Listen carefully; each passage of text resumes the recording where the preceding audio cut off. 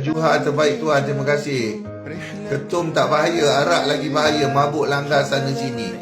Dua-dua bahaya, tak kira bahaya sikit, bahaya banyak. Ketum bahayanya lain, arak bahayanya lain. Kan, jangan duk minum arak. Ini masalahnya ada yang nak alih daripada ketum pergi ke arak. Sebab dia kata arak ni halal. Siapa kata arak halal? Arak ni tetap haram walaupun undang-undang negara dia membenarkan dengan kawalan itu undang-undang negara lah kan.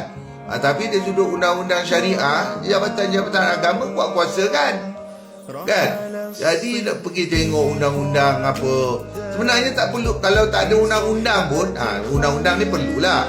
Tapi kalau tak ada undang-undang kan, tu iman kita ni.